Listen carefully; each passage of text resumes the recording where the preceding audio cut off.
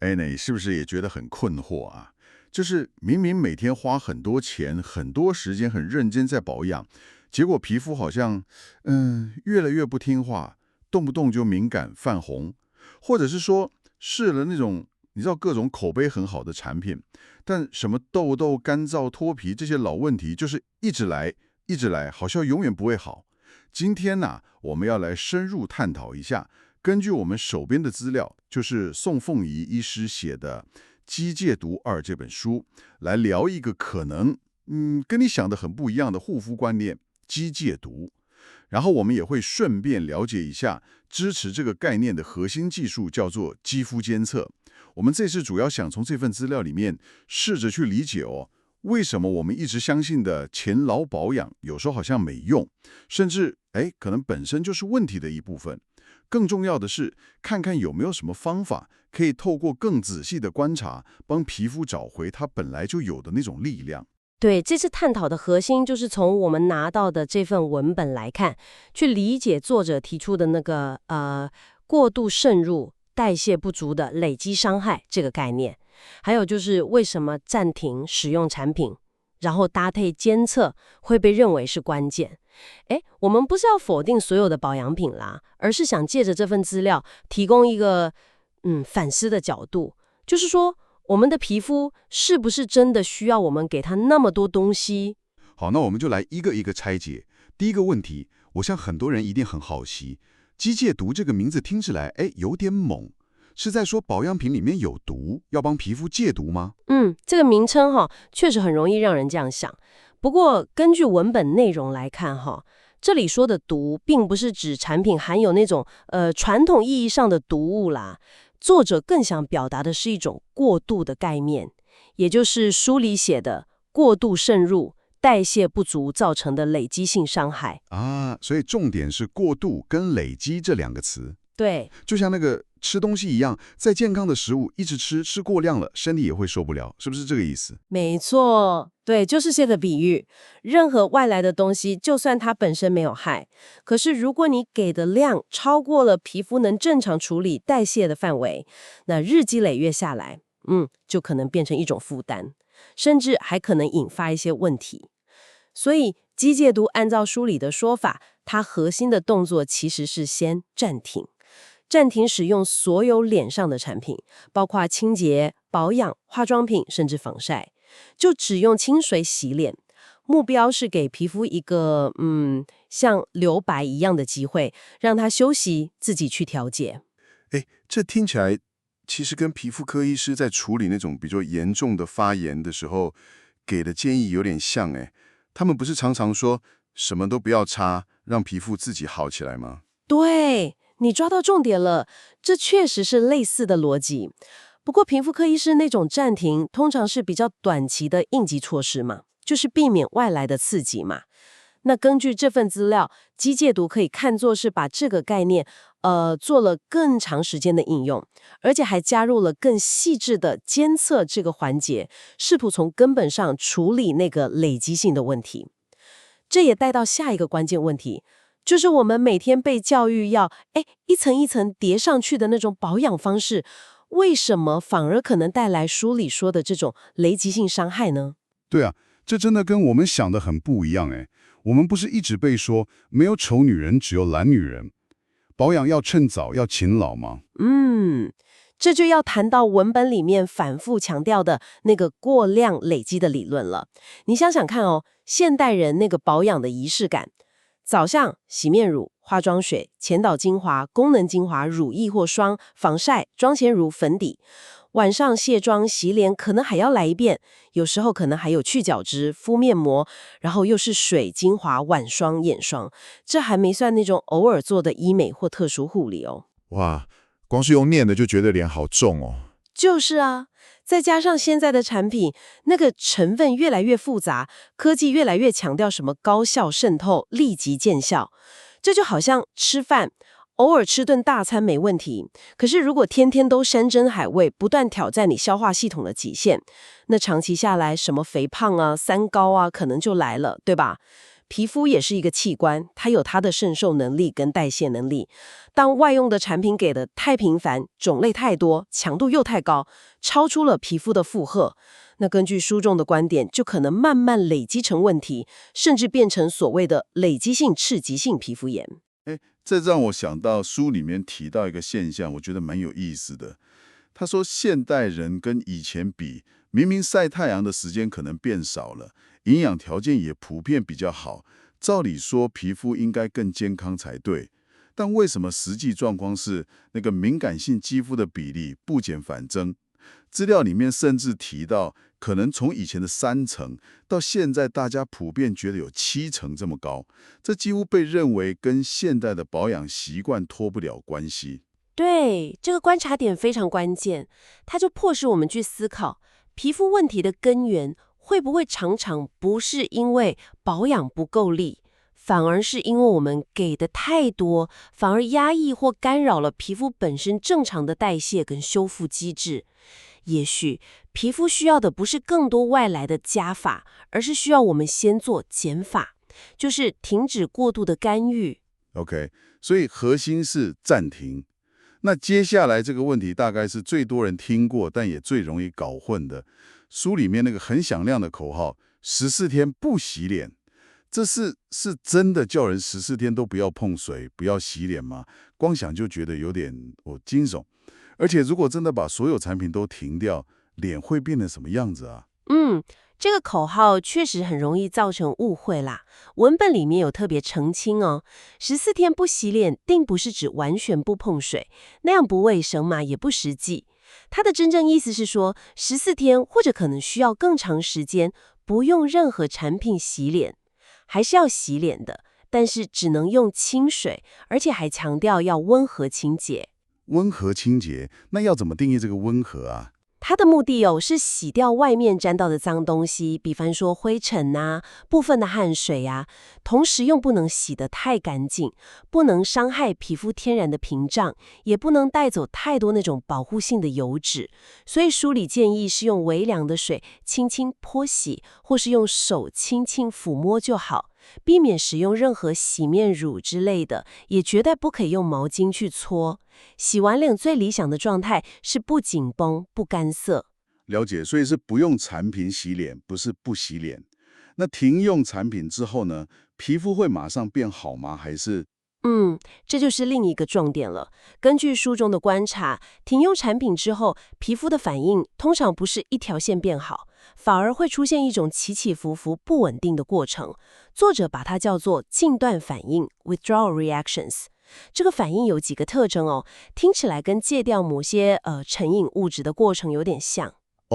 听起来蛮有趣的，是哪几个特征啊？第一个叫做剂量容忍效应，这就像你可能对咖啡因或某些药物会产生耐受性一样，长期使用的保湿、抗痘或抗敏产品可能会让人觉得效果越来越差，需要增加用量，用得更频繁，或是换更强效的产品才能维持原本的感觉。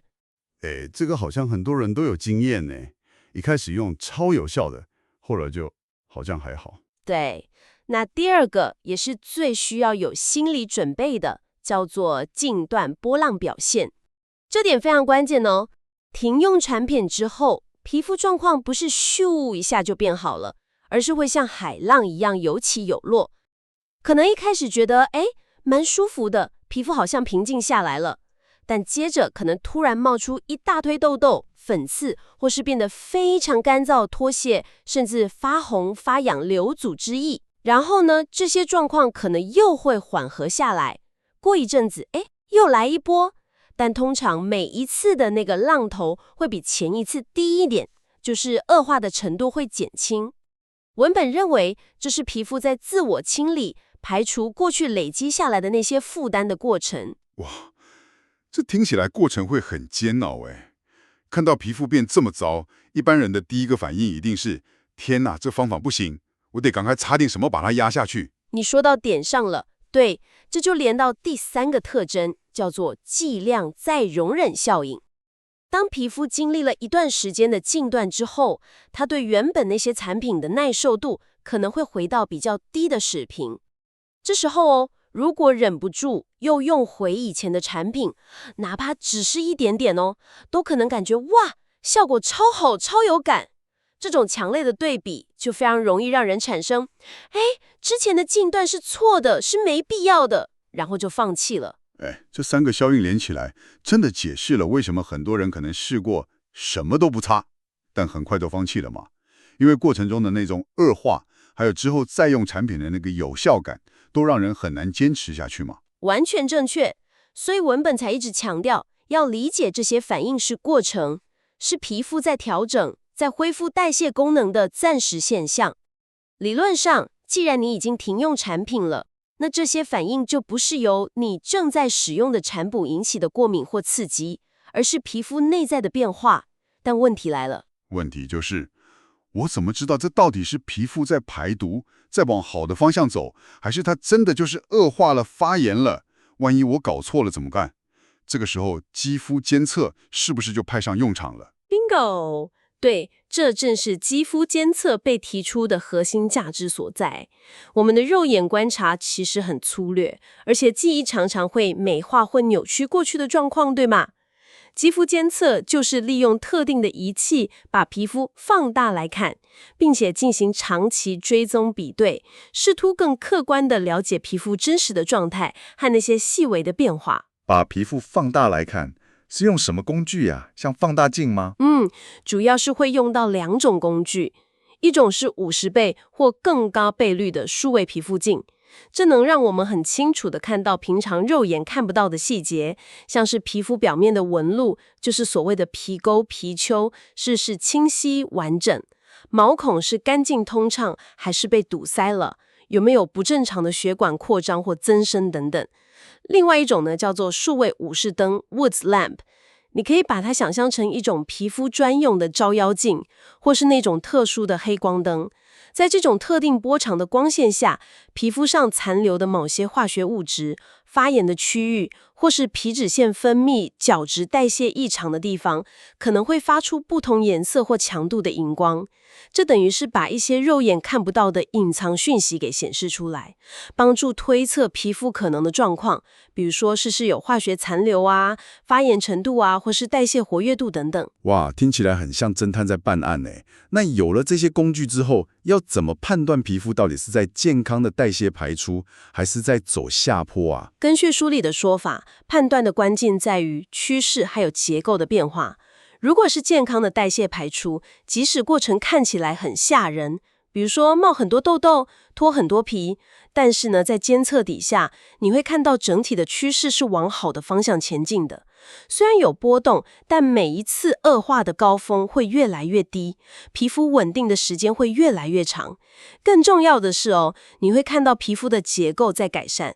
比方说，原本堵塞的毛孔，虽然一度冒出里面的东西，但之后会变得越来越通畅，越来越干净。原本模糊不清的皮肤纹理会逐渐变得清晰、规则。那如果是坏的状况呢？就是真的恶化了。如果是真正的恶化、刺激或是过敏反应，通常那个变化是比较线性的，也就是说状况会持续变糟，比较少看到改善的迹象，或者说结构上的破坏会越来越明显，例如血管越扩越多，纹理越来越乱。所以监测不只是看而已，而是要比较。没错，追踪比对非常重要。这也是为什么书里提到一个蛮聪明的做法，就是监测的时候会以我们胸口啊或是手臂内侧这些平常不太保养相对健康的皮肤，作者把它叫做1点 excellent point 优秀点，把这个地方当作你个人的原厂设定或是基准点，用这个基准点来比对你脸部皮肤的状态，就能更客观地判断脸部的问题是后天累积造成的，还是天生肤质就是这样。原来如此，有了这个基准点，还有长期的追踪，就能更有根据的判断变化是好是坏，不会因为一时的恶化就吓到放弃，也能在看到确实有进步的时候，更有信心坚持下去。对，这就是肌肤监测的核心目的，提供客观的证据，帮助使用者穿越那个近段反应的迷雾，看清楚方向。它让等待皮肤自愈这件事不再只是凭感觉，而是有视觉证据支持的一个过程。好，了解了监测的重要性啊。那我们回到具体做法哦。除了刚刚提到的只用清水温和洗脸之外，书里好像还有提到用油，诶，这又是怎么回事？为什么是食用油啊？听起来蛮特别的。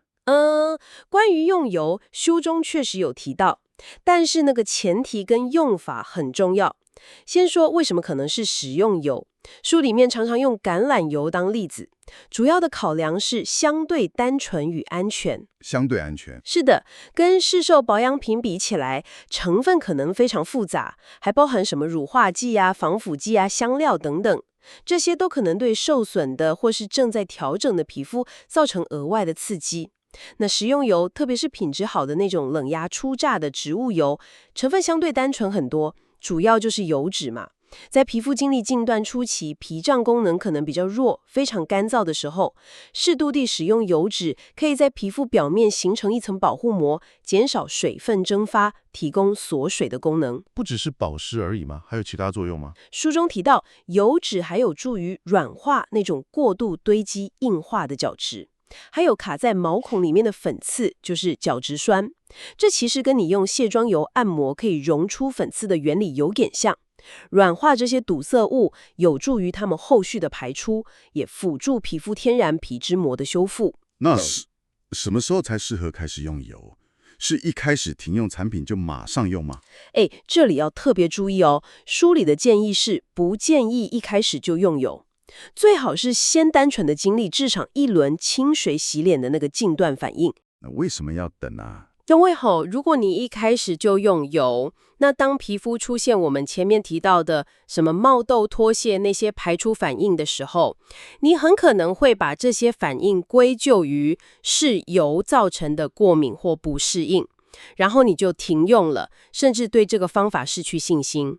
但是如果你先经历过清水禁断，亲身体验过皮肤的那种波浪反应，对这个过程有了理解和心理准备之后，再根据皮肤的干燥程度，适时适量的加入油，这样你就能比较客观的看待后续的变化。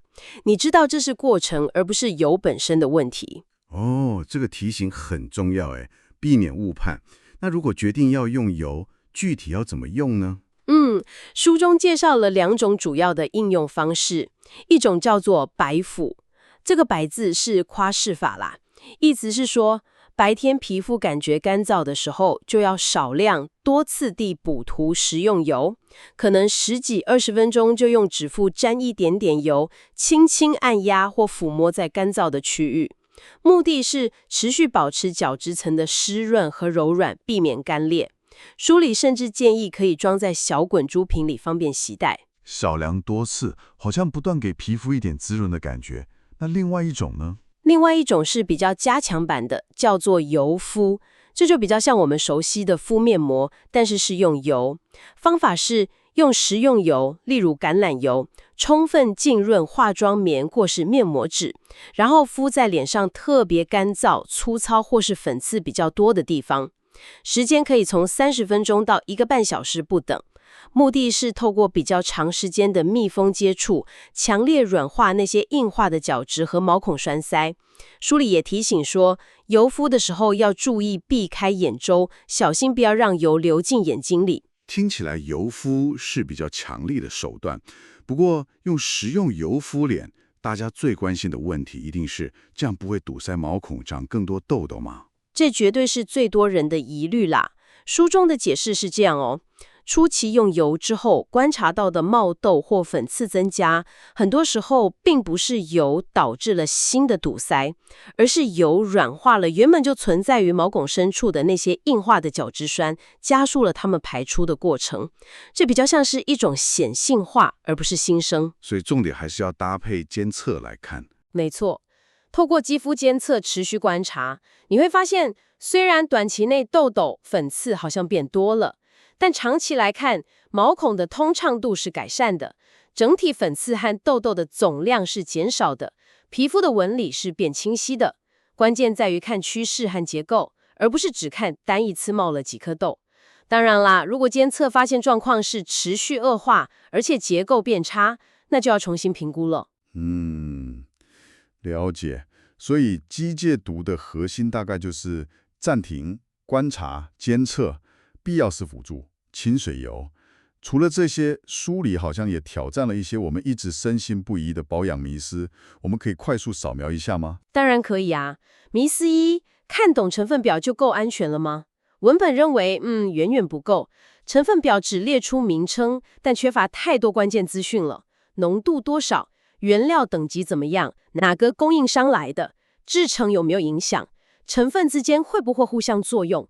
比如说，同样是玫瑰萃取，可能是顶级大马士革玫瑰的花瓣精粹，也可能是很廉价的合成玫瑰香精。光看那个 rose extract 是看不出来的啦。这点确实，成分表常常只是让人感觉安心而已。那迷思二呢？迷思二，天然的、有机的、无添加 DIY 的保养品就一定比较好、比较安全吗？答案也是不一定。首先，天然不等于温和，很多天然植物成分也可能有刺激性或致命性。想想毒藤花粉就知道了，剂量控制也很重要。其次，无添加常常是玩文字游戏，可能只是没加某几种被点名的防腐剂，但用了其他的替代品，或者配方本身就利用某些成分达到抑菌效果。至于 DIY 呢，最大的问题在于缺乏专业的无菌生产环境、成分稳定性的控制，还有精确的浓度拿捏，潜在的风险其实不低哟。对，自己在家里做，很难确保无菌跟稳定。那医美呢？像是雷射啊、光疗啊，可以一劳永逸解决问题吗？迷思三，医美光电治疗能根治皮肤问题吗？文本提醒说，这类治疗的原理大多是先破坏后重建，也就是透过可控的能量，像光、热、电波等等，对皮肤造成微小的伤害，刺激胶原蛋白增生或处理色素问题。但这个重建的前提是，你的皮肤要有足够的修复能力。如果你的皮肤屏障本身就已经很脆弱，处于敏感或发炎状态，这在长期过度保养的人身上其实蛮常见的。那这种刻意的伤害就可能变成压垮骆驼的最后一根稻草，导致修复困难、反黑，甚至更严重的问题。所以做医美之前，确保皮肤的基础健康状态非常重要。这点很重要，不能只看效果，要评估皮肤的承受力。最后一个大概是所有保养的核心问题了，保湿产品到底该不该用？这个嘛，真是个大哉问。文本中引用了一些皮肤生理学的观点指出长期过度依赖外来的保湿产品，可能反而会抑制皮肤自行生成天然保湿因子 NMF 的能力，让皮肤变得懒惰。而且某些封闭性过强的成分，例如某些矿物油、凡士林或是过于滋润的配方，如果使用不当，或是皮肤无法代谢，也确实可能堵塞毛孔。关键词是长期和过度。所以书中的观点比较倾向于，如果你没办法确定一个产品是不是真正安全，也就是经过长期监测确认不会对你的皮肤造成累积性伤害，并且能做到适度使用的话，那么或许相信并依靠皮肤自身的恢复能力是更稳妥的选择啦。哇，今天从《机械毒2》这份资料里面，我们真的接触到一个很不一样的护肤世界观耶。核心概念似乎是，我们的皮肤天生就有很强的自愈跟调节能力，但现代社会中那种追求速效、层层叠加、永不间断的精致保养，反而可能在不知不觉中变成一种慢性的累积性的负担，阻碍了皮肤回到它最健康的那个状态。所以，这或许能给你一个新的思考方向。如果你正被那种反复发作的皮肤问题困扰，试遍各种方法都效果有限，那么问题的根源会不会不只在于你用了什么神奇产品？更关键的可能在于你每天做了什么，是不是那些看似保护的行为反而给的太多，干预的太过度了？而肌肤监测这个工具，按照书中的说法，正是提供了一种可能性，让我们能用更客观、更细微的方式去看见皮肤的真实状态，还有它随时间变化的轨迹。无论你最终根据观察决定要为皮肤少做一点什么，或者是发现真的需要多做一点什么，比方说在特定阶段用油辅助，监测都能提供一个相对可靠的依据，帮助你做出更明智的选择，而不是只依赖感觉、广告或者是别人怎么说。最后啊，这份资料留下了一个我觉得蛮值得你细细思考的问题。想象一下，如果那些长期困扰你的皮肤症状，像是很难根治的泛红、脱屑、粉刺、痘痘，其实并不完全是你皮肤生病了，而是你的皮肤正以一种你看得见却不太理解的方式在努力工作，试图排除某些你看不到、感觉不到却真实存在的累积负担的时候。那么你会如何重新看待你的皮肤以及你跟它的互动方式呢？这或许是一个值得你继续探索的起点。